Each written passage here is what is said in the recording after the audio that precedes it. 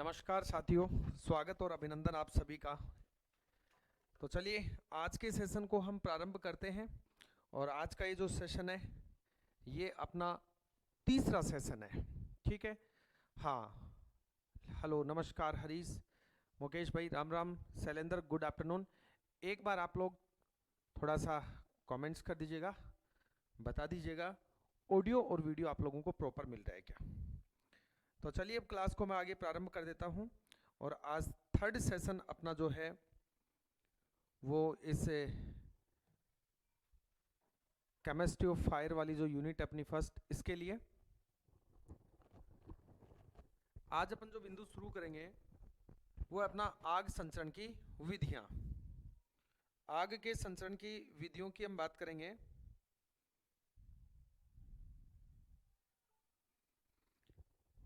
तो आग संचरण की विधि नोट कीजिए।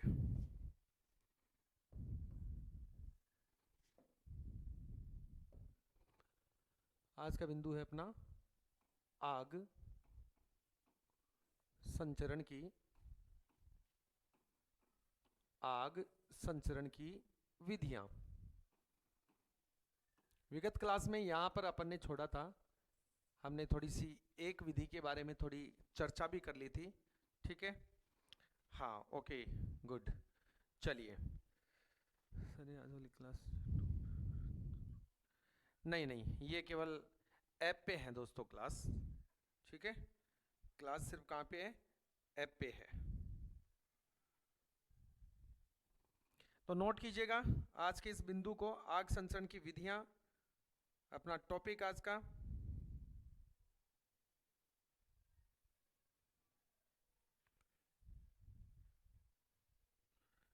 चलिए, रेडी हो सभी? रेडी हो तो मैं बढ़ा देता हूँ क्लास को आगे। आवाज स्लो आ रही है, ठीक है। अब बताइए आप, वॉल्यूम का बताइए दोस्तों, अब सही आ रही है क्या?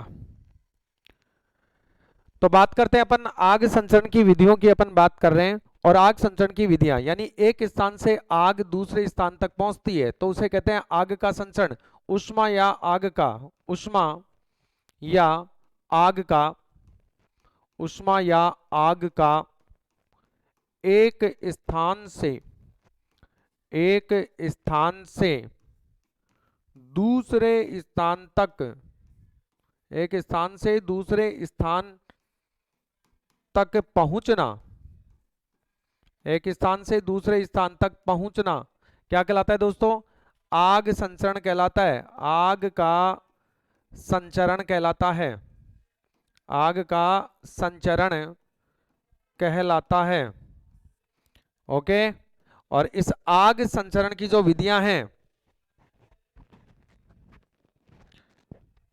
उम्मीद करते हैं कि आपके कांटेक्ट में से ही पूरा पेपर आना चाहिए। बिल्कुल हरीश, आप लोग जिस उम्मीद के साथ मेरे साथ जुड़े हैं दोस्तों, जो विश्वास आप लोगों ने मुझ पे जताया है, आपको इसका पूरा पूरा फल मिलेगा। जो विगत भर्ती हुई थी अभी राजस्थान में, तो आप लोगों को पता है कि उसमें काफ़ी बेहतरीन परफॉर्मेंस अपना रहा है। काफ़ी सारे विद्यार्थी अपने सिलेक्ट हुए हैं। और अब तो मैं और भी ज़्यादा अपडेट करके आप लोगों को जो है वो मैटर देने वाला हूं। हाँ, कंटेंट में कोई कमी नहीं मिलेगी, बहुत दबा के आपको कंटेंट मिलेगा, चिंता मत करो। ठीक है, समय और बढ़ा देंगे अपन धीरे धीरे क्लासों का। तो उष्मा या आग का एक स्थान से दूसरे स्थान तक पहुंचना आग का संचरण कहलाता है। और अब आग संचरण पर हम बात करते हैं। तो आग संचरण की जो विधियां हैं वो निम्न हैं। तो आगे लिखिए, आग संचरण की विधियां, आग संचरण की विधियां निम्न हैं। आग संचरण की विधियां निम्न हैं। एक विधि जो है दोस्तों, वो तो है अपनी कौन सी? संचालन विधि। कौन सी विधि है? संचालन विधि है। एक विधि का नाम है संचालन विधि। इनकी अलग अलग डिटेल पढ़ेंगे अपन। संचालन विधि, एक विधि है संवहन विधि, और एक विधि है विकिरण विधि। कौन सी विधि है? आग संचरण की विकिरण विधि, और एक है कंबनसेशन दहन विधि। कौन सी विधि है? दहन विधि। ये चार विधियां हैं।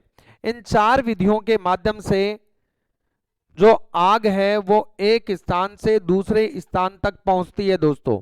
और आग एक स्थान से दूसरे स्थान तक पहुंच रही है, इसका मतलब संचरण हो रहा है आग का।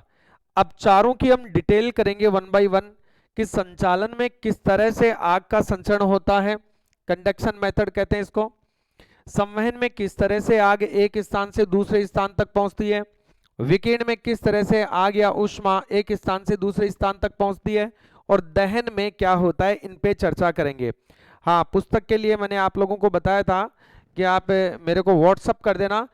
आप मेरे को व्हाट्सअप करेंगे तो वहां से आपको ऑनलाइन जो है मैं डायरेक्ट आपको इधर से सेंड करूंगा बुक पोस्ट करके। काफ़ी सारे विद्यार्थियों ने मंगा रखी है, उनको भी भेज रहा हूँ, कुछ की भेज चुका हूँ, कुछ की अभी रिलीज होंगी आजकल में। चलिए, तो अब बात करते हैं सबसे पहले संचालन विधि की। तो नंबर 1 हेडिंग लगाइए दोस्तों, संचालन विधि। संचालन विधि, संचालन विधि की बात करते हैं। और ये जो संचालन विधि है इसको कहते हैं कंडक्शन मेथड। क्या कहते हैं इसको? इसको कंडक्शन मेथड कहते हैं दोस्तों। यस, कंडक्शन मेथड, इंग्लिश में इसको कहते हैं conduction method. Conduction method, conduction method, ठीक है। संचालन विधि या कंडक्शन मेथड जो है ये क्या है, इसकी हम चर्चा करते हैं। तो सबसे पहले संवहन जो है, सॉरी संचालन की बात करें पहले। तो संचालन जो है इसमें होगा क्या, संचालन में क्या होता है दोस्तों, कोई भी पदार्थ ऊष्मा लेके, देखिए एक कॉन्सेप्ट आप समझे पहले, मैं चाह रहा हूं कि इसको समझाने से पहले कॉन्सेप्ट आपको क्लियर करूं, ठीक है। ध्यान दीजिए संदीप, बिल्कुल मैं आपको पूरा अच्छे से अच्छा कंटेंट दूंगा, ठीक है। तो आप एक बार बीच में इतना होता है उतना होता है ना करें। आप जो मैं बता रहा हूं आप उसको सीखें, उसको जानें, आपको बहुत बेनिफिट मिलने वाला है, ठीक है। ओके, संचालन विधि कंडक्शन मेथड जो है दोस्तों, इस मेथड में क्या होता है, जैसे ये अपने पास एक लोहे की छड़ है। क्या है? ये एक लोहे की छड़ है। इस लोहे की छड़ को कल मैंने बता भी दिया था आपको, ठीक है। इस लोहे की छड़ को हम क्या करते हैं, इस लोहे की छड़ को गर्म करते हैं। ए सिरा गर्म करते हैं, बी सिरा स्वतः ही गर्म हो जाता है। यानी हुआ क्या, यहां से इस लोहे की छड़ में जो कण थे ये ऊर्जा लेकर खुद एक स्थान से दूसरे स्थान तक नहीं गए हैं, जबकि एक कण ने ऊर्जा दूसरे को दी, दूसरे ने ऊर्जा अगले को दी, इसने अगले को, इसने अगले को, इसने अगले को, और इस तरह से ऊर्जा जो है वो कहां तक पहुंच गई, उष्मा कहां तक पहुंच गई, वो ए सिरे से बी सिरे तक पहुंच गई दोस्तों। उष्मा का क्या हो गया, संचालन हो गया। उष्मा के इसी प्रकार के संचालन को क्या कहते हैं, इसी प्रकार के संचालन को कंडक्शन कहते हैं। क्या कहते हैं? कंडक्शन मेथड कहते हैं। हाँ बिल्कुल, मैं आपको बता दूंगा नंबर, तो वहां से आप लोग जो है वो मेरे को व्हाट्सअप कर देना, ठीक है। तो कंडक्शन लास्ट में बता दूंगा, आप लास्ट में याद रखना, ठीक है। कंडक्शन मेथड की बात करें तो अब कंडक्शन मेथड को लिखेंगे कैसे, तो हम इसमें लिखेंगे जब ऊष्मा एक स्थान से दूसरे स्थान तक, एक स्थान से दूसरे स्थान तक एक कण से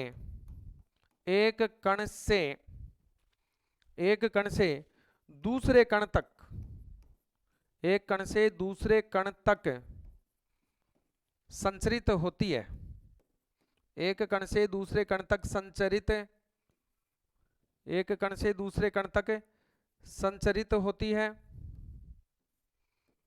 संचरित होती है। तो इसी विधि को ऊष्मा का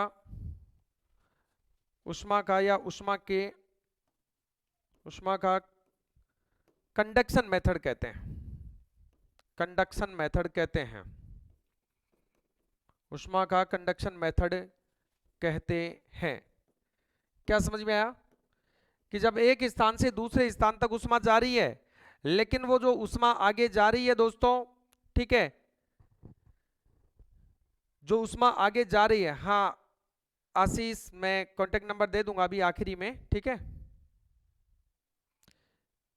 हाँ बिल्कुल 45 में मिनिमम हो जाएगा। अरे मेरे हिसाब से इतने बच्चे ही नहीं है आपके उधर, जितने क्वालिफाई 4 गुणा को क्वालिफाई करना है ना, तो लगभग 10,000 बच्चे, तो 10,000 तो बच्चे ही नहीं होंगे मुझे ये लग रहा है, ठीक है, जिनके पास की डिप्लोमा वगैरह सर्टिफिकेट होगा। ओके, तो कंडक्शन मेथड में एक कण से दूसरे कण तक ऊष्मा संचरित होती है, ये संचालन विधि कहलाती है। क्या कहलाती है? संचालन विधि कहलाती है। इससे क्या होता है, एक स्थान से दूसरे स्थान पर आग लग जाती है। कैसे लगती है? इससे एक स्थान से दूसरे स्थान पर आग, तो ये चीज मैं आपको कॉन्सेप्ट में समझाता हूं दोस्तों। जैसे मान लीजिएगा ये एक घर है कोई, ठीक है, और ये एक दूसरा घर है, यहां पे दूसरा घर है। मान लीजिएगा कोई पाइप बीच में लगा हुआ है, ऐसे कोई लोहे की गर्डर है या पाइप है, ये लगा हुआ है, और ये लोहे की पाइप या गर्डर इस दूसरे घर के टच में है, ऐसे मान लो इसको। इस घर में मान लीजिएगा आग लगती है, तो ये गर्डर गर्म होगी, तो इसका ये ए सिरा, ये बी सिरा भी गर्म होगा। बी सिरा गर्म होगा तो इस दूसरे घर में भी कौन आ गया? तापमान आ गया। कौन आ गया? तापमान आ गया। ईंधन का मतलब इसमें जलने वाले पदार्थ हैं, ठीक है, और ऑक्सीजन यहाँ पर है ही। तीनों चीज मिल गई, क्या बन जाएगा? तीनों चीज मिल गई तो क्या बन जाएगा? ये अग्नि त्रिकोण बन जाएगा। क्या बन जाएगा? अग्नि त्रिकोण। और यहाँ पर आग लग जाएगी।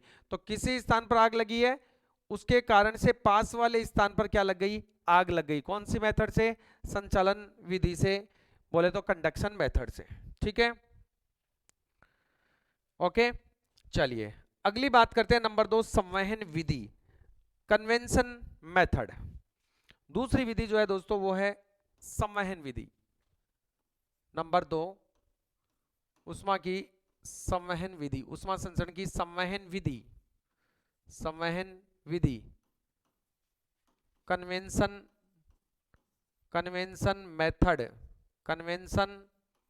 मेथड। एक कंडक्शन मेथड था, ये कन्वेंशन मेथड है। वो थी कौन सी विधि? वो थी दोस्तों संचालन विधि। और ये संवहन का मतलब क्या होता है कि जब उष्मा को कोई कण वहन करके, जब उष्मा को कोई कण क्या करे? वहन कर ले, और उसको वहन करके, उष्मा को वहन करके वो कण एक स्थान से दूसरे स्थान तक जाए, तो ये मेथड क्या कहलाएगा? ये मेथड कहलाएगा अपना संवहन विधि या कन्वेंशन मेथड। क्या कहलाएगा दोस्तों? ये कहलाएगा कन्वेंशन मेथड। क्लियर? यस। तो कन्वेंशन मेथड अपन देखेंगे, और कन्वेंशन मेथड में देखिए किस तरह से यहाँ पर हमें प्रश्न पूछ सकता है। इन दोनों तीनों पर ही आपको बताऊंगा मैं कि क्वेश्चन किस तरह से आपको यहाँ पर पूछे जाते हैं एग्जाम में, ठीक है। सब पे अपन चर्चा करेंगे, 1 बाय 1 सभी पे चर्चा करेंगे, इसलिए घबराने की आवश्यकता है नहीं। ओके, चलिए तो संवहन विधि क्या कहती है, संवहन विधि को समझेंगे। यहां पर मान लीजिएगा ये एक पात्र है, और इस पात्र में जल भरा हुआ है। क्या भरा हुआ है? जल। पात्र थोड़ा अच्छा नहीं बना, अच्छा बनाता हूं, अच्छा पात्र चाहिए अपने को ना, ये कुपात्र बन गया, हमें सुपात्र चाहिए था। चलिए ये एक पात्र है, और इस पात्र में हमने जल भरा हुआ है, पानी भरा हुआ है, ठीक है, जल भरा है। पात्र को हमने क्या किया दोस्तों? गर्म किया। एग्जाम्पल से समझा रहा हूं, ये हमने हीट किया, इसको गर्म किया। गर्म किया तो ये जो उष्मा आ रही है, इस उष्मा को कौन ग्रहण करेगा? इस उष्मा को जल के कण जो है वो ग्रहण करेंगे, और जल के कण ऊष्मा को ग्रहण करने के बाद, जल के कण ऊष्मा को ग्रहण करने के बाद क्या करेंगे? ऊष्मा पाकर कोई भी कण क्या करने लग जाता है? तो हमें सबको पता है, गति करने लग जाता है। ऊष्मा पाकर कोई भी कण क्या करना शुरू कर देता है? गति। तो ये जल के कण जो है ऊपर की ओर क्या करेंगे? गति करेंगे। तो देखिए ऊष्मा को लेकर कण स्वयं, कण ये कण ऊष्मा को लेकर स्वयं एक स्थान से, पात्र से निकलकर दूसरे स्थान पर जा रहा है। तो संवहन मेथड क्या कहता है? इसको ऐसे समझिए, जैसे बहुत सारे बच्चे क्लासरूम में बैठे हुए हैं, मैंने बताया भी था आपको कि ये पेन है, और इस पेन को पीछे वाले कॉर्नर तक पहुंचाना है। तो मैं किसी बच्चे को पकड़ा दूं कि बेटा लो ये पेन आपको पीछे देना है, तो इस पेन को अगर वो बच्चा बिना उठे अपने स्थान से पीछे वाले को पकड़ा दे, उससे पीछे वाला उसको पकड़ा दे, उससे पीछे वाला उससे पीछे वाले को, इस तरह से कोई भी विद्यार्थी अपने स्थान से बिना हिले अगले विद्यार्थी को ये पेन पकड़ाते हुए इसको कहां पहुंचा दिया, अगले सिरे तक, अगले छोर तक पहुंचा दिया। लेकिन वो तो कौन सी विधि हो जाती, वो तो संचालन विधि हो जाती। लेकिन यह संवहन विधि ये कहती है कि मैंने कहा बेटा ये पेन पीछे पहुंचाना है, तो इस पेन को आप में से आगे वाले विद्यार्थी ने लिया और वो खुद स्वयं अपना स्थान छोड़ के और गति करके खुद उस स्थान पर जाकर इसको रख के आए। यानी कि जब कण जो है वो स्वयं उष्मा लेकर एक स्थान से दूसरे स्थान तक जाता है, तो वह विधि कहलाती है संवहन विधि या कन्वेंशन मेथड कहलाती है। क्या कहलाती है? कन्वेंशन मेथड कहलाती है। ठीक है, चलिए तो लिखेंगे इसमें, जब कोई कण ऊष्मा को ग्रहण कर, जब कोई कण ऊष्मा को ग्रहण कर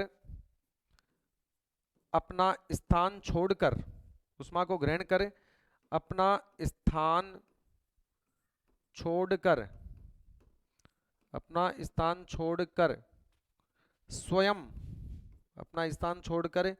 स्वयं एक स्थान से दूसरे स्थान तक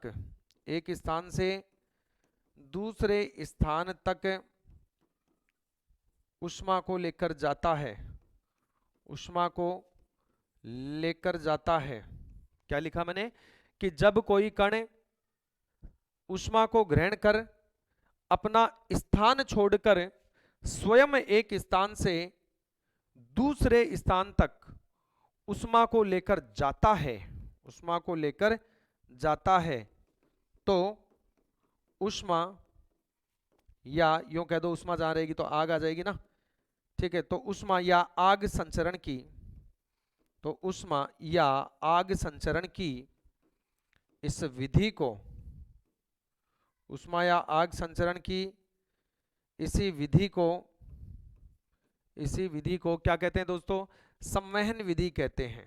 को क्या कहते हैं? संवहन विधि। इस विधि को संवहन विधि बोले तो कन्वेंशन मेथड। क्या कहते हैं? कन्वेंशन मेथड कहते हैं। कन्वेंशन मेथड कहते हैं। क्लियर? यस। इतनी बात क्लियर है क्या? कमेंट्स करके बताइए फटाफट से।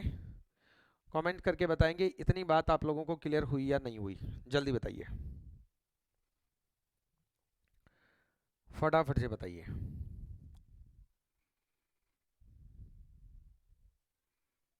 फटाफट से बताइएगा दोस्तों।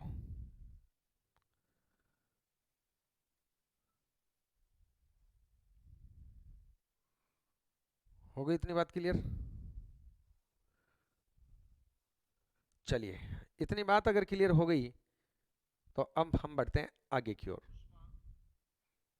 ठीक है, अब हम बढ़ते हैं आगे की ओर। नहीं, क्लास रुकी नहीं है, क्लास रुकी नहीं है जतिन, क्लास चल रही है। ठीक है, और थोड़ा सा कल से शायद थोड़ी प्रॉब्लम आ ही रही है इसमें, टेक्निकल इश्यू शायद सभी लोगों के साथ सर्वर में चल रहा है, थोड़ी सी दिक्कत आती है ना। अभी चेक कीजिएगा, मैं एक बार चेक कर लेता हूँ, वैसे तो क्लास चल रही है फिर भी मैं चेक कर लेता हूँ।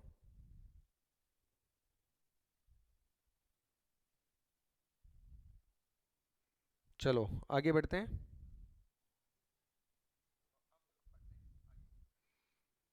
चलो, रुकी नहीं है क्लास, चल रही है।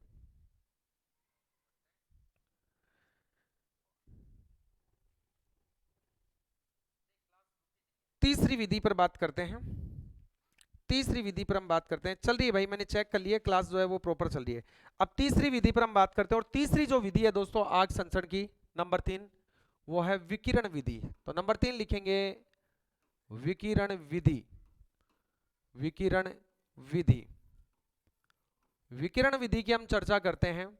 विकिरण विधि को रेडिएशन मेथड कहते हैं। क्या कहते हैं? Radiation method. Radiation method. तो रेडिएशन मेथड की हम चर्चा करें, विकिरण विधि की हम बात करें, तो ये विकिरण विधि क्या है इसको समझिए।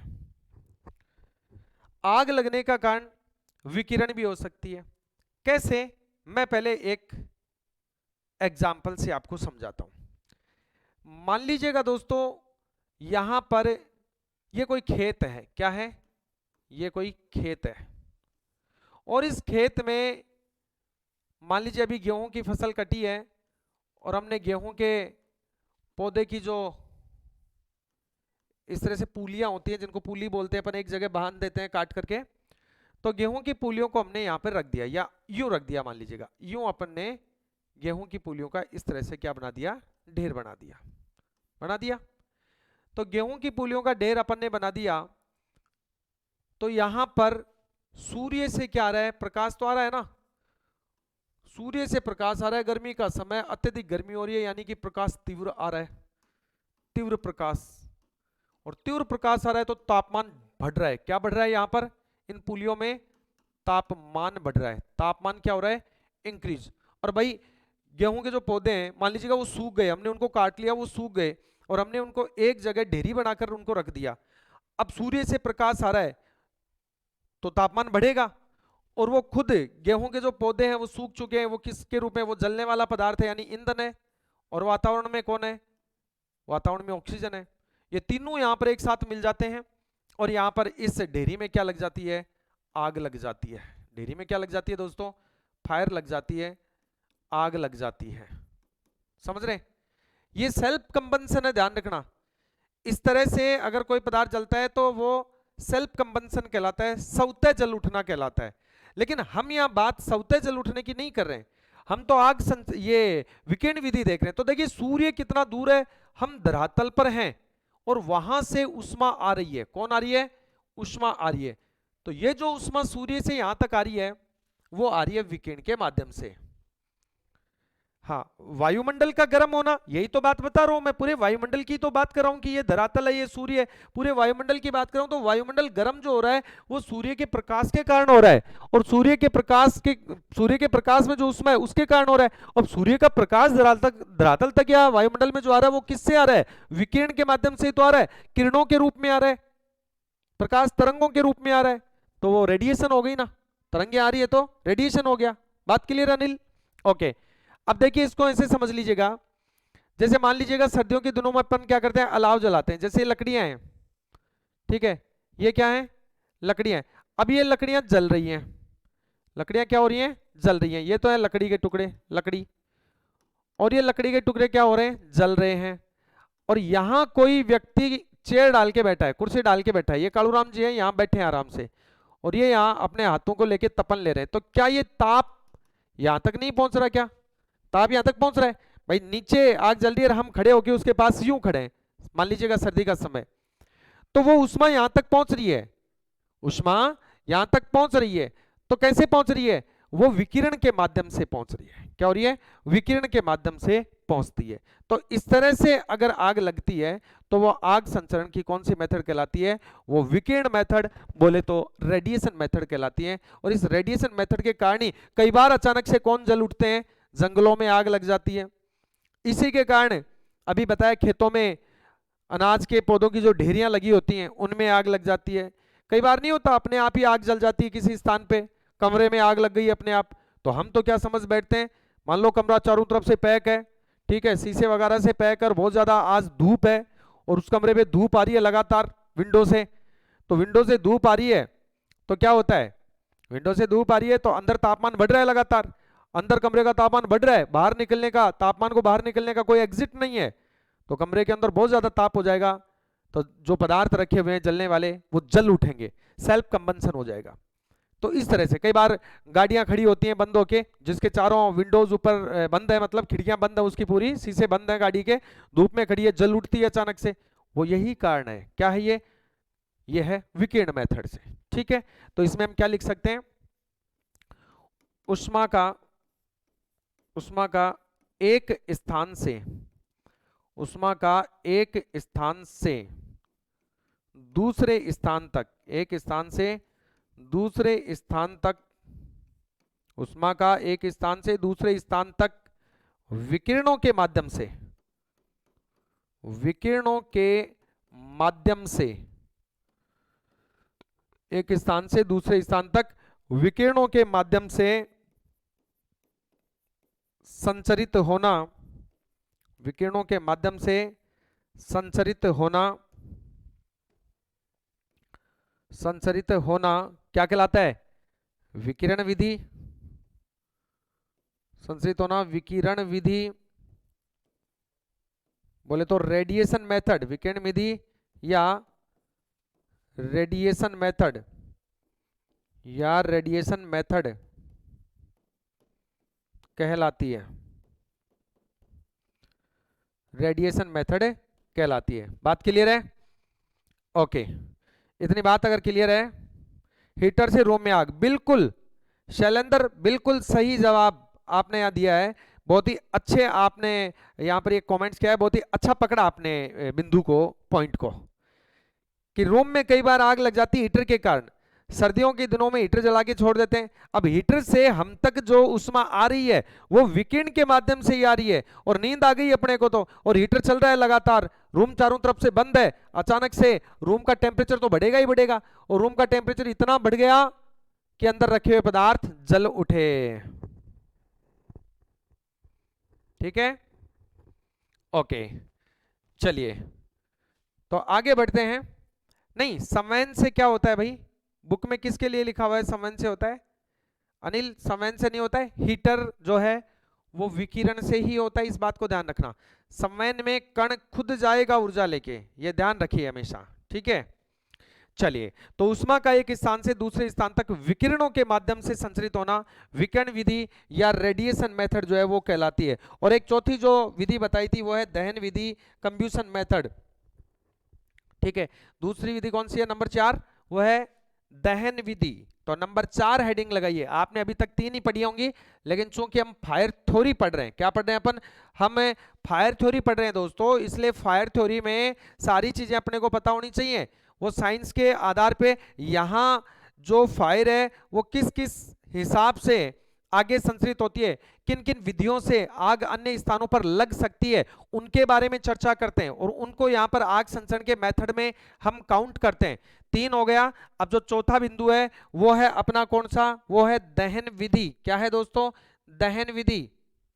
चलिए, नंबर 4 लिखेंगे अगला मेथड, दहन विधि। दहन विधि, और दहन विधि को क्या कहेंगे? अभी मैंने आपको बताया, दहन विधि को हम कहेंगे कंब्यूशन मेथड। क्या कहेंगे? कंब्यूशन मेथड कहेंगे, इंग्लिश में कहेंगे इसको कंब्यूशन मेथड। कंब्यूशन यानी जलना, कंब्यूशन मेथड। तो कंब्यूशन मेथड या दहन विधि क्या है? देखिए, मान लीजिएगा यहां पर आग लगी, ये जंगल है, ऐसे समझो इसको, ये एक जंगल है, ठीक है, और ये जंगल में छोटे बड़े क्या हैं? पौधे हैं, ओके, ये जंगल। अब इस जंगल में क्या हो गई? जंगल में आग लग गई। जंगल इतना बड़ा है, देखो इतना बड़ा, ये पास में कोई दूसरा क्षेत्र है जंगल का, ये तो पूरा एक क्षेत्र है, ये दूसरा क्षेत्र है। हुआ क्या? आग लगी। कहां पर? इस जंगल में, यहां पे आग लगी, और इस जंगल में आग लगी, और हवा के माध्यम से ये आग कहां पहुंच गई? आगे। हवा के माध्यम से आग पास वाले स्थान पर भी पहुंच गई, यहां भी आग जलने लग गई। तो वायु के माध्यम से आग का आगे संचरित होना, यहां पर ये किससे आगे बढ़ रही है? वायु से। ठीक ऐसे होता है ना, जैसे ये कोई घर है, आप देखते हैं देहात के अंदर कच्चे घर होते हैं, गांवों में कच्चे घर होते हैं, जिसपे झोपड़ा लगा होता है। क्या लगा होता है? झोपड़ा होता है, इस तरह से घास का झोपड़ा होता है, ठीक है। ये एक घर है, ये मान लीजिएगा पड़ोस में पड़ोसी का घर है। कर्म कांड खराब थे बेटा ए वाले के, किसके? ए वाले के, और झोपड़ा साथ में किसका भी जल गया? बी वाले का भी। मान लीजिएगा यहां पर आग लगी, आग कहां पर लगी है? ए में आग लगी, और इस ए घर में जो आग लगी उसके कारण से झोपड़ा जल उठा है। अब हवा तेज है, मान लीजिएगा हवा चल गई, वायु, वायु, पवन, हवा, आंधी, ये चल गई, और उस हवा के कारण से यहां से आग जो है वो उड़कर कहां पहुंच जाए? वो यहां तक कोई पतंगा पहुंच जाए, और यहां पर भी आग लग जाए। तो एक स्थान से वायु के माध्यम से आग का दूसरे स्थान तक पहुंचना क्या कहलाता है? वो दहन विधि कहलाता है, कंब्यूशन मेथड कहलाता है। तो लिख रहा हूं इसको कि आग का वायु के माध्यम से, वायु के माध्यम से, आग का वायु के माध्यम से एक स्थान से, वायु के माध्यम से एक स्थान से दूसरे स्थान तक, एक स्थान से दूसरे स्थान तक, आग का वायु के माध्यम से एक स्थान से दूसरे स्थान तक पहुंचना, दूसरे स्थान तक पहुंचना आग संचरण की, आग संचरण की, आग संचरण की कौन सी? दहन विधि कहलाती है। आग संचरण की दहन विधि कहलाती है। आग संचरण की क्या कहलाती है? दहन विधि कहलाती है। बात क्लियर? ओके, क्लियर हो गई इतनी बात? तो नोट कर लीजिएगा। इतना आपको समझ में आ गया तो नोट कर लीजिएगा और कमेंट्स भी कर दीजिएगा। नोट भी कर लो और कमेंट्स भी कर दो।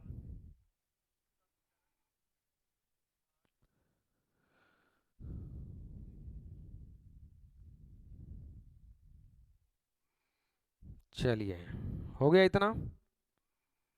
और इतना हो गया तो अब आगे चलते हैं। अब बात करते हैं दोस्तों, हम कुछ परीक्षा उपयोगी तथ्यों की चर्चा करते हैं। किसकी चर्चा करते हैं? कुछ परीक्षा उपयोगी तथ्यों की चर्चा हम करते हैं।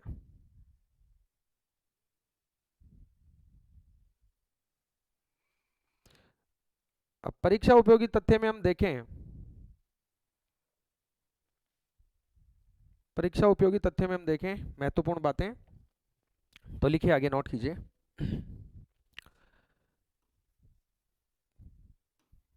परीक्षा उपयोगी तथ्य, परीक्षा उपयोगी तथ्य, एग्जाम इंपॉर्टेंट फैक्ट्स की बात करते हैं। और एग्जाम इंपॉर्टेंट फैक्ट में देखें तो पहला आप फैक्ट लिखेंगे नंबर 1। क्रम से आप नंबर लगाते रहना और फिर लिखना। देखिए, आग की जो लपटें होती हैं वो सामान्यतः लाल रंग की होती हैं। कैसी होती हैं? लाल रंग की होती हैं। लेकिन कभी कभी क्या होता है, कभी कभी जब आग बहुत ज्यादा भयंकर रूप से लगी होती है, आग क्या होती है दोस्तों? बहुत ज्यादा भयानक रूप से लगी होती है, बहुत ज्यादा भयंकर रूप से अगर आग लगी होती है तो ऐसी स्थिति में क्या होता है?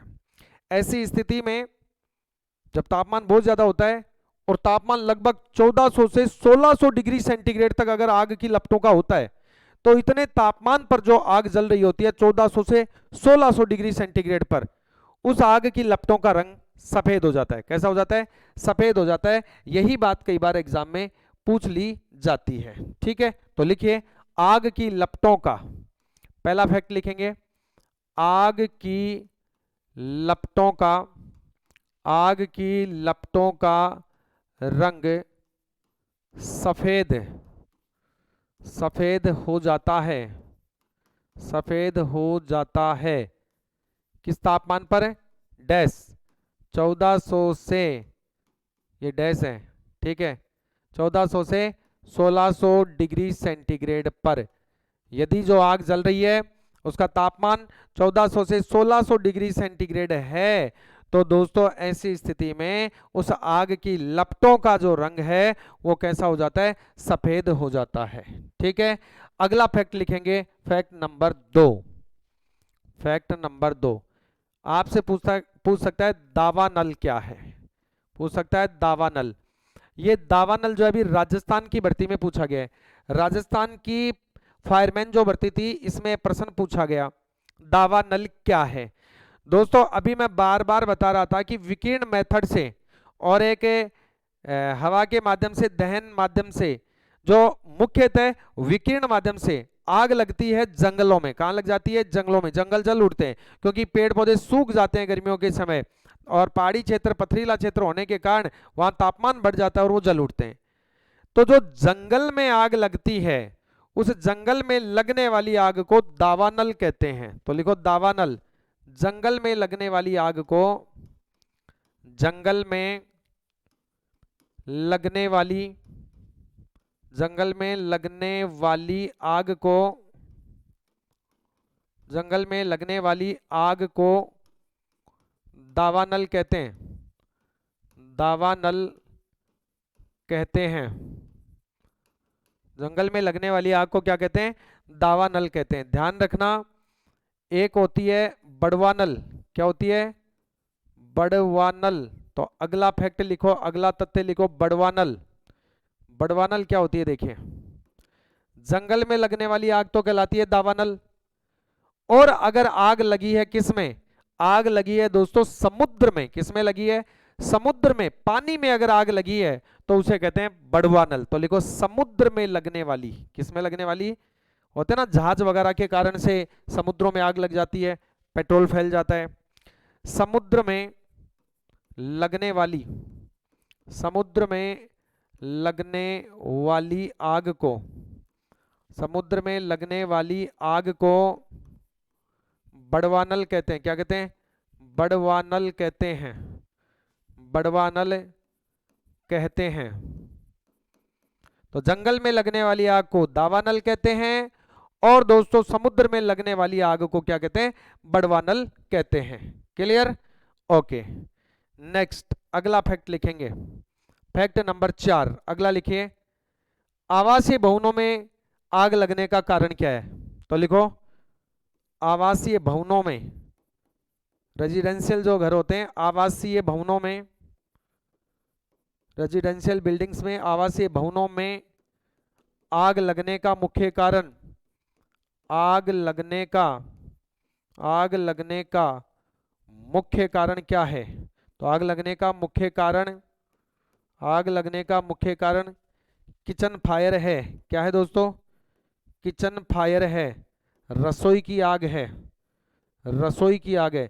तो सामान्यतः आवासीय भवनों के अंदर जो रेजिडेंशियल बिल्डिंग है, इनमें जो आग लगती है उसका मेन जो कारण होता है, वो मेन कारण क्या होता है? वो मेन कारण होता है दोस्तों किचन फायर। कौन होता है?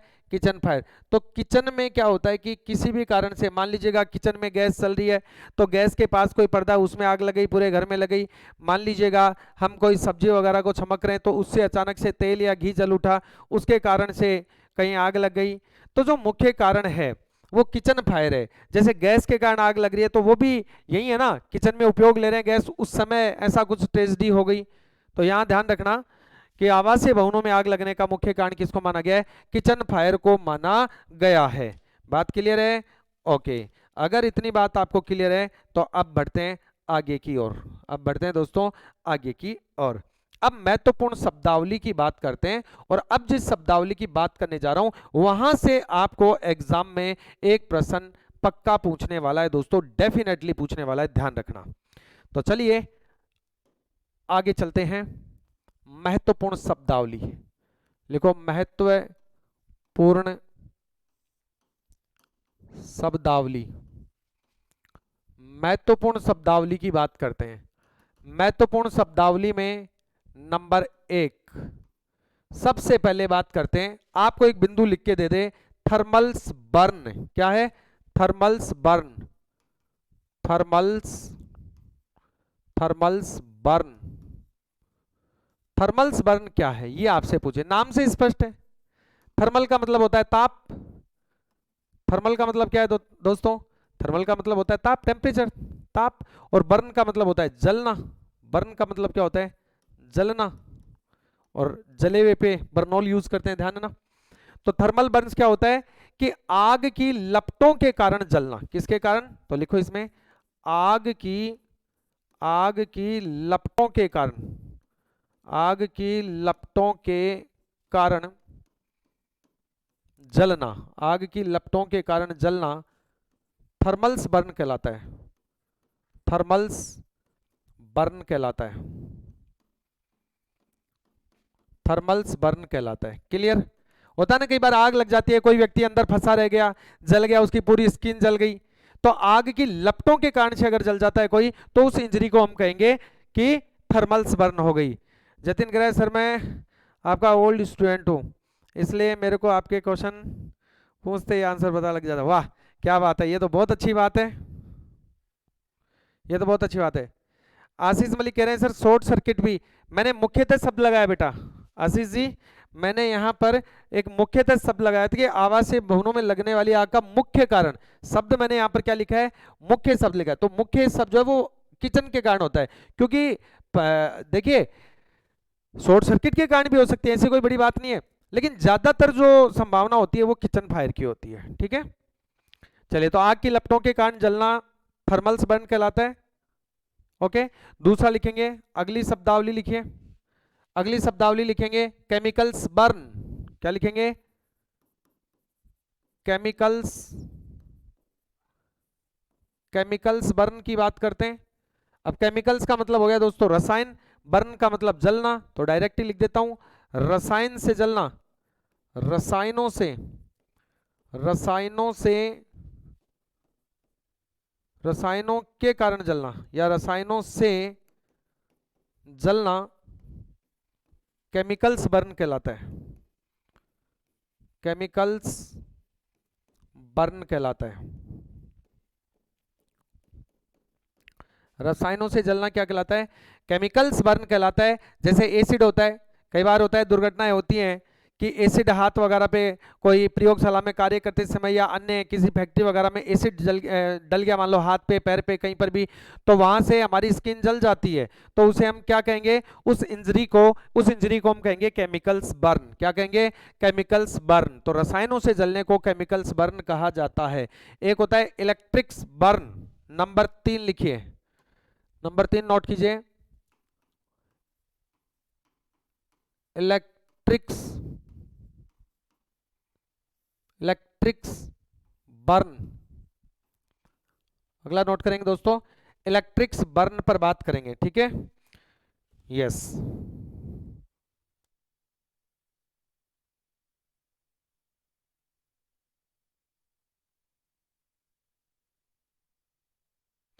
हाँ भाई, तो इलेक्ट्रिक्स बर्न की हम बात करेंगे। और इलेक्ट्रिक्स बर्न में देखिए विद्युत से जलना, यदि विद्युत से जल जाते हैं, किससे जल जाते हैं, बिजली का कार्य कर रहे हैं उससे अगर अपन जल गए तो उसे इलेक्ट्रिकल्स बर्न कहते हैं, इलेक्ट्रिक्स बर्न कहते हैं। तो लिखो बिजली के कारण जलना,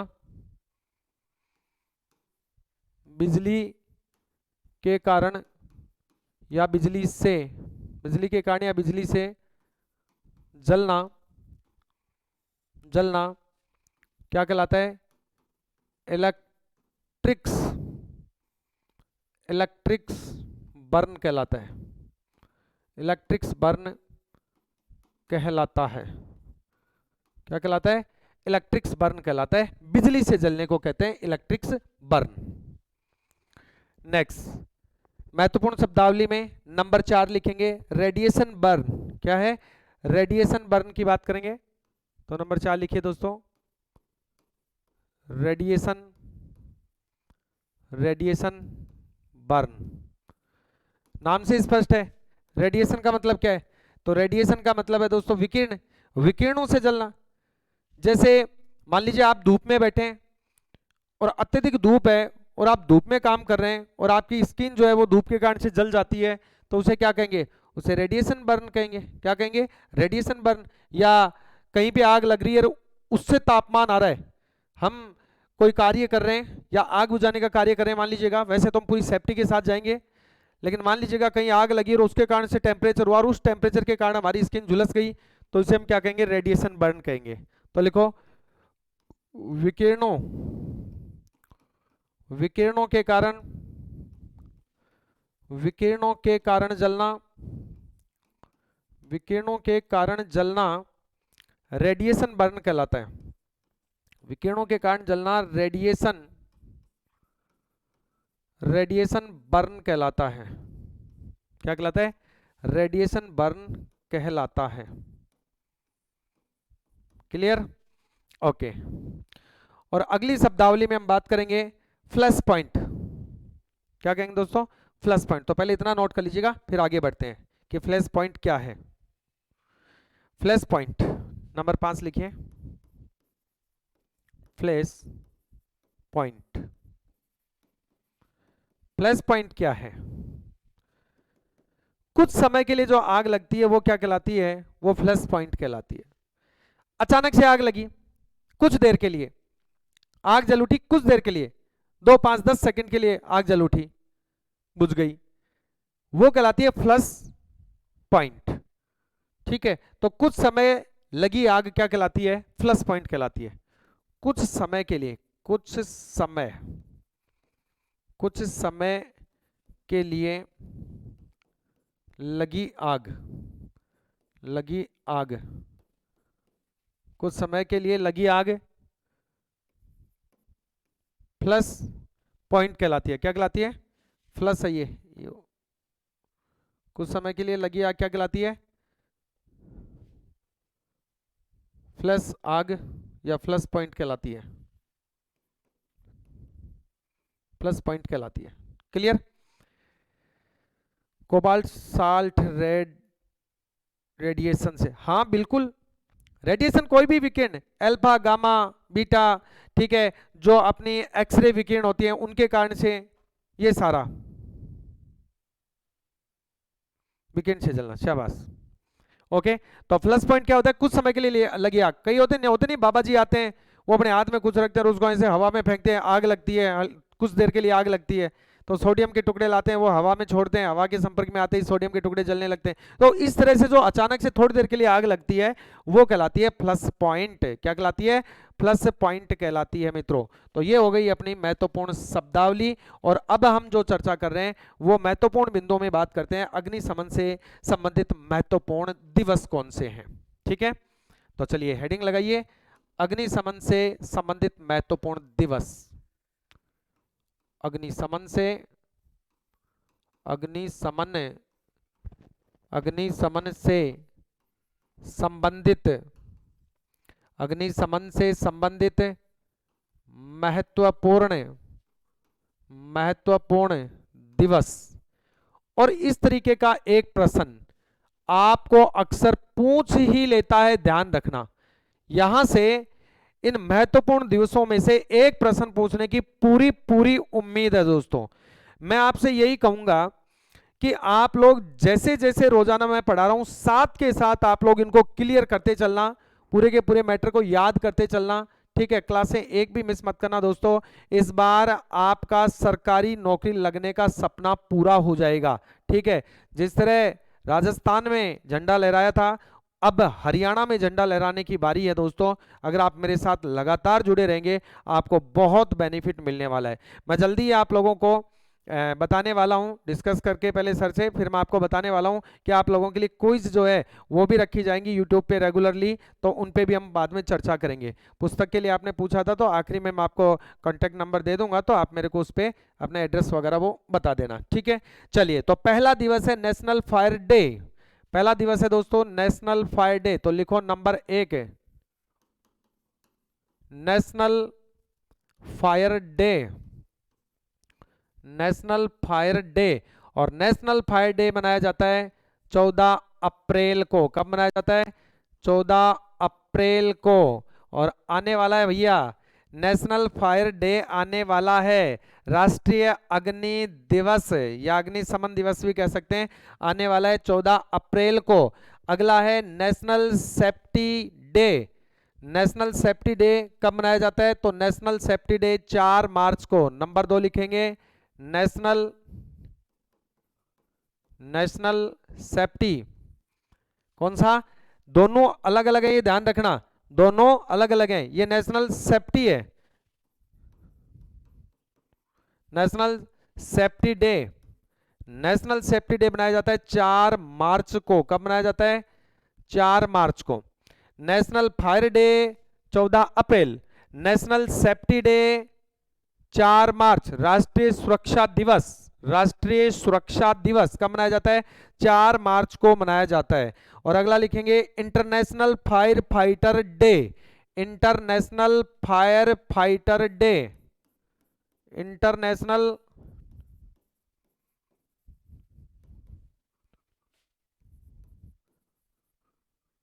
international fire fighter day.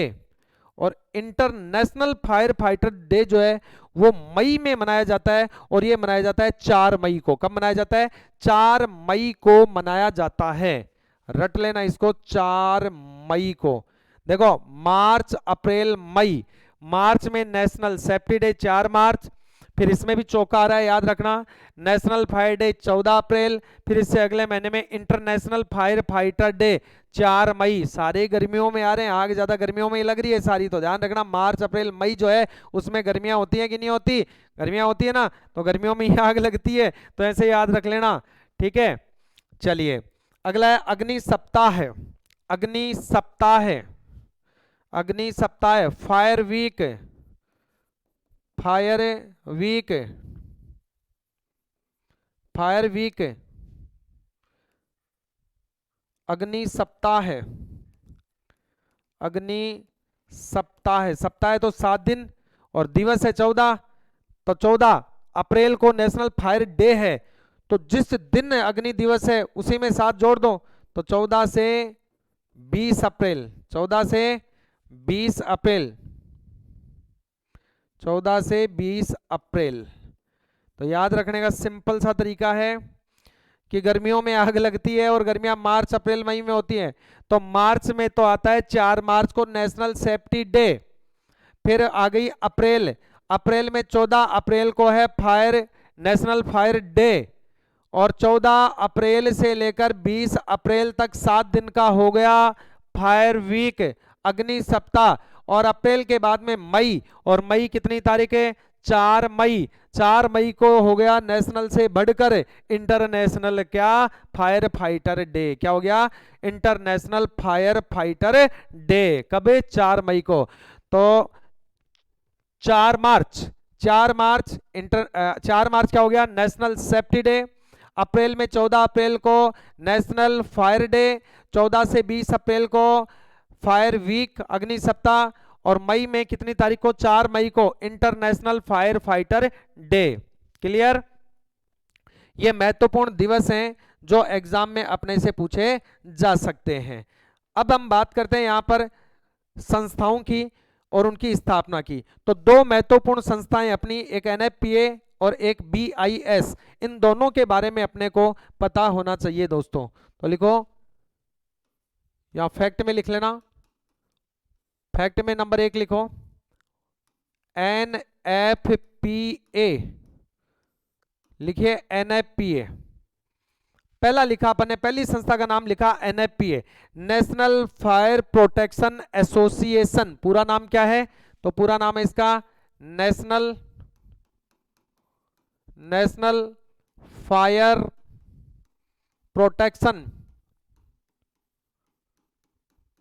Protection association. ठीक है, नेशनल फायर, राष्ट्रीय अग्नि संरक्षण संगठन। क्या नाम हो गया इसका? राष्ट्रीय, हिंदी में राष्ट्रीय अग्नि संरक्षण संगठन, राष्ट्रीय अग्नि संरक्षण संगठन, एनएफपीए। और एनएफपीए की स्थापना 1896 में हुई थी। कब हुई थी? 1896 में हुई थी दोस्तों, ध्यान रखना। तो लिखो स्थापना, स्थापना, स्थापना 1896 में, 1896, नोट कर लीजिए 1896।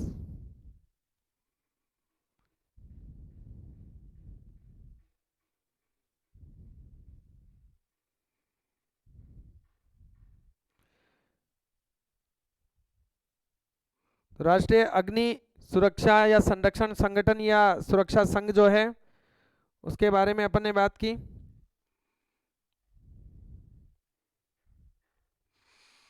स्थापना कब हुई? 1896 में हुई, 1896 में हुई। ठीक है, बहुत सारे काम करता है राष्ट्रीय अग्नि संरक्षण संघ भी इसको कहते हैं, ध्यान रखना, अग्नि संरक्षण संघ। ये 6 नवंबर 1896 को और यूएस में इसका मुख्यालय है। कहाँ है मुख्यालय? मुख्यालय यूएस में, यूनाइटेड स्टेट अमेरिका में। और 1896 की तारीख भी पूछे तो अभी मैंने आपको बताई थी कितनी, 6 नवंबर 1896। 1896 6 नवंबर। हालांकि इतना डिप में नहीं पूछता है ऐसे, सीधे सीधे ये ईयर पूछता है। मुख्यालय कहाँ है? यूएस में। ठीक है, अगला है BIS, bureau of Indian standard. इसको राष्ट्रीय अग्नि सुरक्षा संघ भी कहते हैं, राष्ट्रीय अग्नि सुरक्षा संघ भी इसको कहते हैं, राष्ट्रीय अग्नि सुरक्षा संघ, इस नाम से भी इसको बोलते हैं हिंदी में ना। तो राष्ट्रीय अग्नि सुरक्षा संघ कह दो या नेशनल फायर प्रोटेक्शन एसोसिएशन कह दो, एक ही बात है। स्थापना कब हुई? 6 नवंबर 1896 में। मुख्यालय कहाँ है? यूएस, यूनाइटेड स्टेट अमेरिका में। दूसरी जो संस्था है, नोट कर लिया आपने, इतना नोट कर लिया तो आगे बढ़ता हूं। दूसरी जो संस्था है दोस्तों, नंबर 2, दूसरी संस्था कौन सी है? दूसरी संस्था है BIS। कौन सी है दूसरी संस्था? BIS अपनी दूसरी संस्था है। BIS, bureau of Indian standard. BIS पूरा नाम लिखो, bureau of Indian standard, bureau of Indian standard, भारतीय मानकता ब्यूरो है ना। तो ब्यूरो ऑफ इंडियन स्टैंडर्ड, और ब्यूरो ऑफ इंडियन स्टैंडर्ड की बात करें तो इसकी स्थापना 23 दिसंबर 1986, कब हुई थी? 23 दिसंबर 1986 को हुई थी स्थापना। 23 दिसंबर 1986, 23 दिसंबर 1986 को इसकी स्थापना हुई। और इसका जो मुख्यालय है वो है नई दिल्ली में। मुख्यालय कहाँ है दोस्तों? तो मुख्यालय है नई दिल्ली में, नई दिल्ली में। तो ब्यूरो ऑफ इंडियन स्टैंडर्ड, और इसकी स्थापना 23 दिसंबर 1986, 23 दिसंबर 1986। और मुख्यालय कहां पर है इसका? नई दिल्ली में इसका मुख्यालय है। कहां पर है मुख्यालय? नई दिल्ली में इसका मुख्यालय। और अब आखिरी फैक्ट के रूप में परीक्षा संभावित तथ्यों में आखिरी बातें और मैं आपको बता रहा हूं आज के लिए। तो लिखो नंबर 3, फायरमैन के, स्पीड से लिखेंगे, लिखो फायरमैन के जूतों का रंग, और फायरमैन के जूतों का रंग होता है काला। कैसा होता है? काला। फायर अधिकारी होगा तो लाल हो जाएगा। क्या हो जाएगा? लाल। फायर ऑफिसर के जूतों का रंग पूछ ले तो लाल। फायर ऑफिसर के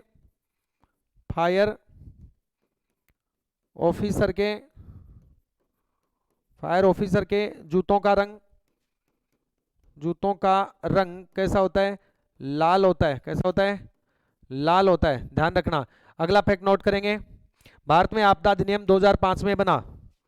भारत में आपदा अधिनियम 2005 में बना।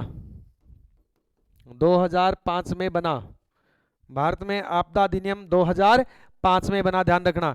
और आगे बात करते हैं यहाँ पर सेफ्टी हेलमेट कोड वगैरह, ये तो आगे अपन देखेंगे। भारत का फायर एक्ट कब बना? 13 फरवरी 2007 को।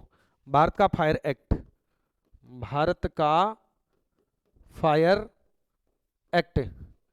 तो भारत का जो फायर एक्ट बना ये बना 13 फरवरी 2007 को। कब बना? 13 फरवरी 2007 को बना। ओके, तो ये था दोस्तों आज का अपना सेशन। और इसी सेशन के साथ आप लोगों का केमिस्ट्री ऑफ फायर क्या हो जाता है? कंप्लीट हो जाता है। एक यूनिट केमिस्ट्री ऑफ फायर अपनी कंप्लीट हो गई है, और कल से अपन अगली यूनिट प्रारंभ करेंगे। तो मिलते हैं कल अगले सेशन में। उससे पहले अगर आप लोग जो है वो चाहें तो नंबर नोट कर सकते हैं 8003463963। इस नंबर पर आप बुक के लिए मैसेज कर सकते हैं। बुक के लिए, पुस्तक के लिए, पुस्तक मंगाने के लिए आप इस नंबर पे मेरे को क्या कर सकते हैं, मैसेज कर सकते हैं। ओके, चलिए, तो धन्यवाद प्यारे विद्यार्थियों, मिलते हैं अगले सेशन में। ठीक है, मैं हटा देता हूं नंबर, आपने लिख लिया तो यहां से, क्योंकि आपकी पीडीएफ है इसलिए। तो बुक के लिए आप 8003463963 पे मैसेज कर सकते हैं। चलिए, तो मिलते हैं अगले सेशन में, तब तक के लिए सभी को प्यार भरा नमस्कार, राम राम, धन्यवाद।